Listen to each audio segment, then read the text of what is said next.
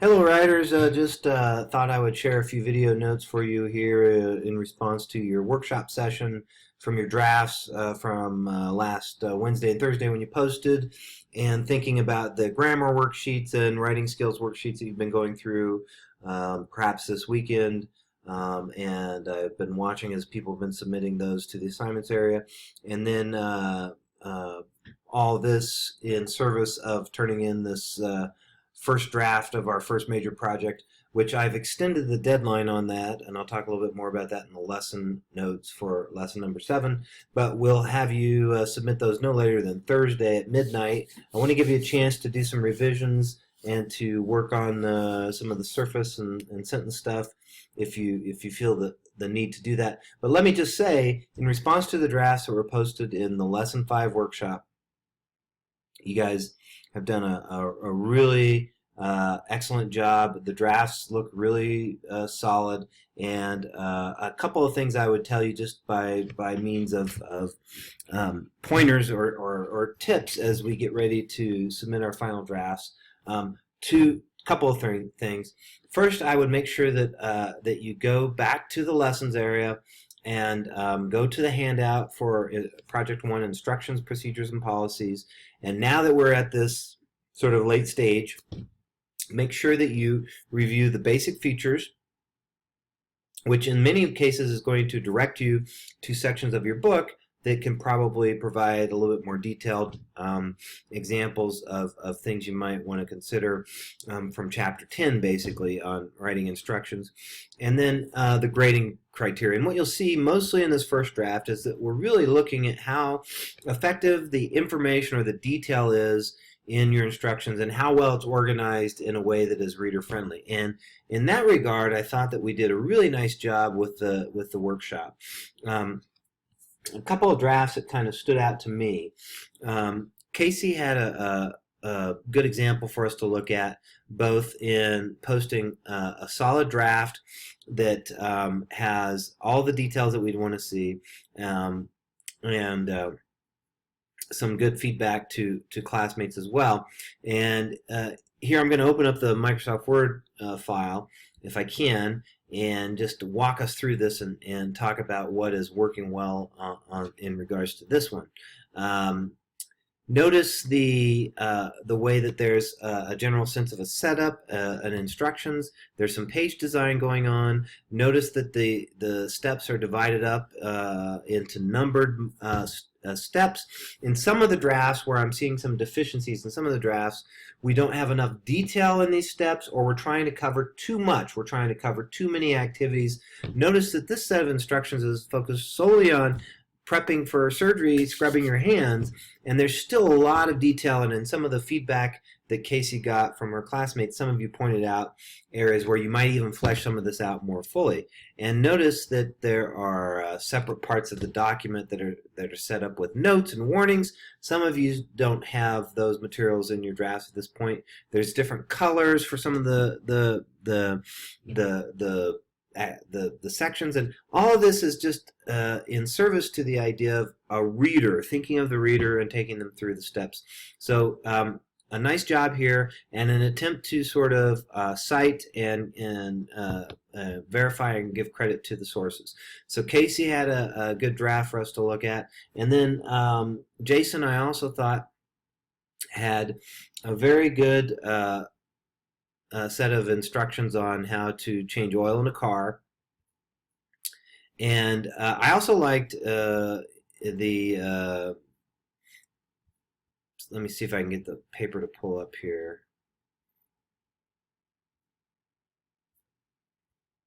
Okay, I'm having some trouble here getting back to, sorry, Jason's draft here.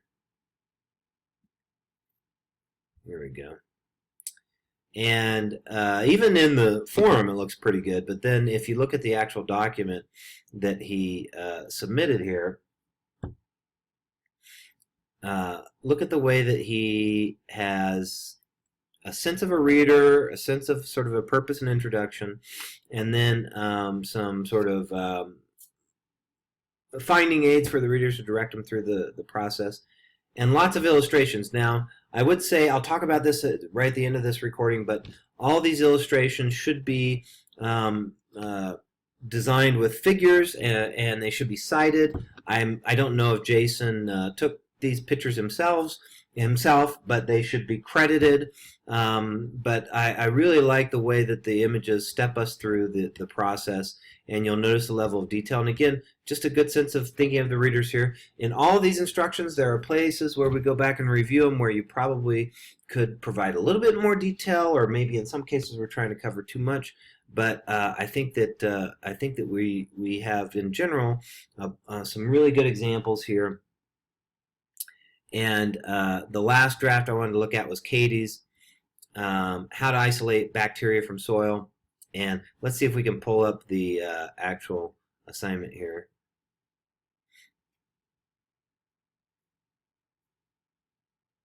This one might take a little bit longer to download here.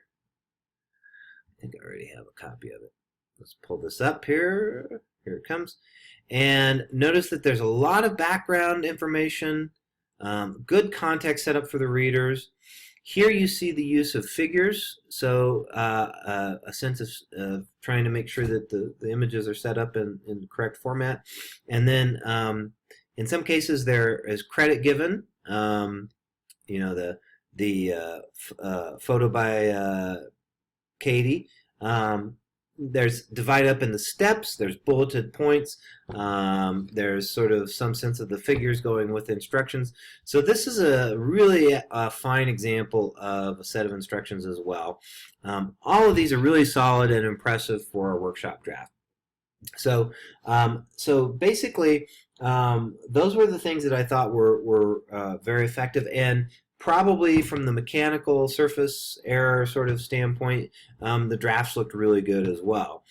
So I think we're in really solid shape. But I did want to say just a couple of things that we could work on as we go through. I would take a close look at Chapter 10, and I think this might be what has happened for many of you, and you were perhaps inspired by the case studies example. So they have this Grignard reaction where they give the first example, and it's a little bit hard to follow the case document, and there's not enough detail. And then they walk you through, and you'll see how now there's a clear purpose, introduction, and I think this is what many of you have been doing in your instructions in the workshop that we see. And for those of you who do not yet have a draft that has this sort of level of detail and setup, you probably need to work on that for your revisions. And then notice that there's a lot of attention given to the idea of using materials, the items that might need to be included, you know, some text design here, warnings, images, and it's just set up as a pretty clear set of instructions. So you have the first example given in the text that is not very effective, and then it is shown in a revision. And since we're not in a classroom to sort of sit here and go through this as a class, you need to, on your own, sort of look at, and I think many of you have been doing this as evidence in the workshop, make sure that you're sort of following something here. And the main goal here is not, I don't expect perfect instructions from you all, but that there is a sense of directing the reader through, and where some of you may see some points being shed on your papers will be in those sections if there are parts that just don't quite communicate very effectively or fully the set of activities that are required. And in some cases, as I've repeated a couple times, some of you are trying to cover a little bit too much material, and maybe you could narrow down your scope of instructions. And then the other example here is, you know, and it's divided up into steps, and I think if you're doing instructions especially, you really need to help guide the reader through with steps. Generally one action per step, and then you'll see here's a set of job instructions. A couple of you are doing more procedures or job instructions, but the same thing. There's a lot of detail that goes into each of the steps, each of the things, what the context of the position is, what you need to do each day. And so keep those ideas in mind. And then I also want to point out Chapter 6 on creating illustrations has a lot of material for you to look at. But one of the things I wanted to point out to you is that you need to when you're every one of these examples they have in the book, it's kind of strange because the chapter itself is talking about illustrations, but each illustration is given a figure number, right? And then what we call a caption or an explanation here. And then the source is indicated at the bottom. And this is what we will want to be doing with all of our illustrations throughout the course. We'll spend a little bit more time on this in our next section with Literature Review APA, but in general, every time you have an image or figure in your text, you need to give it a figure number, you need to reference it in the text itself, and you need to provide some sort of caption or explanation. And the most important thing is that source identification at the bottom. If you took the image yourself, you need to credit yourself, or you need to credit the outside source, generally with the illustration itself. So there are several examples given in the book that I think are good. And I would say this about, the last thing I wanted to say was about the APA formatting. I had expressed this in a couple of these video lectures and a couple of my lesson notes, that I'm not expecting perfection on this because we're going to be spending quite a bit of time on APA with our next assignment. But let's try our best as we're doing these revisions to get the general formatting of APA correct in this set of instructions. And in the main handout, you know that there's a link that takes us to a folder and resources that I call Writing and Research Resources. You'll see a link to an APA citation site for the online writing lab from Purdue. But one of the things that might be most useful for you to do is just click on the sample APA research paper, and you'll see right away that one of the elements that you could follow or try to follow is in this sample document. You'll see how when they have a source, they're doing what's called a parenthetical citation, and we'll talk more about this in our next unit. But generally, you put in parentheses every time that you reference a source in your paper where that specific information occurs. You need to put in parentheses some sort of indication of where that source is from, and just putting a website or web address is not really enough there. You need to cite by either author or title. And so if you can, take a look at the sample document and try and follow as best you can so that you're citing in your set of instructions when you come to a specific source that you cite the information in the parentheses, and then we know to look for that information at the end of the paper in the references section.